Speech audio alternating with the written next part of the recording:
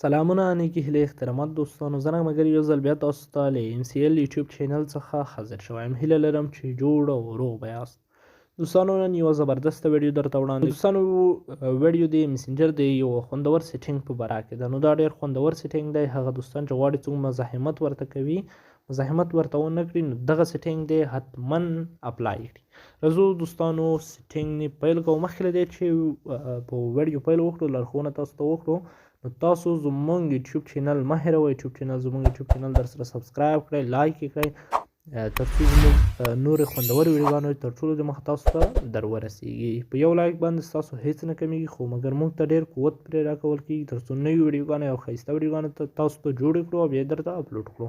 راځو دوستانو میسنجر ته. تاسو به څنګه وکړئ؟ میسنجر به راخلاص کړئ. کله مو چې میسنجر راخلاص کړ، نو دا اپشن د دې په باره کې دی چې کله یو څوک تاته مزاحمت کوي، ډېر میسجونه کوي، نو ته یې ریسټرایک کړه.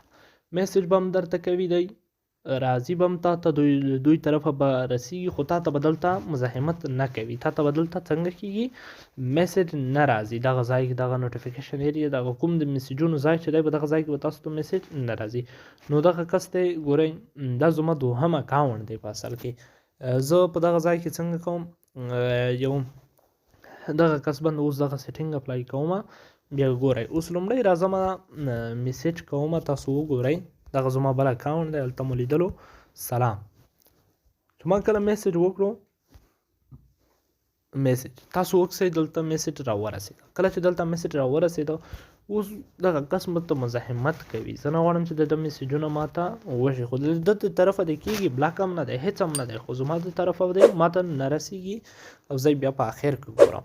نو څنګه به وکئ؟ د ده پروفایل باندې به داسې کلکه ګوته ونیسئ، را به شئ، له هغې وروسته په ریسټرایک آپشن باندې به کلیک وکړئ. کله مو چې په دې باندې کلیک وکړ، نو څنګه شو؟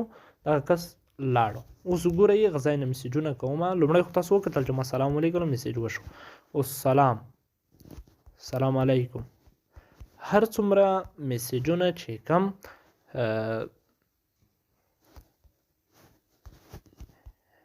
MCL هر څومره میسج چې کومه دلته به څنګه کېږي؟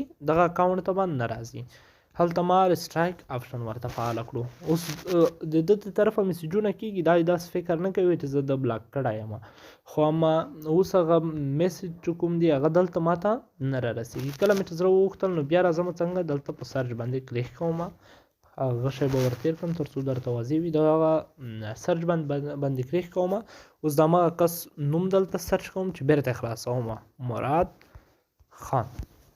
نو هغه مې چې کله خلاص کړ، نو دلته څنګه کوم؟ په هغه باندې کلیک کوم، په دغه مراد خان اکاونټ باندې. کله مې چې کلیک وکړ، دلته وګورئ مونږ تاسو څنګه کړی و؟ ریسټرایک مو دلته وایي، ان ریسټرایک یې کړئ.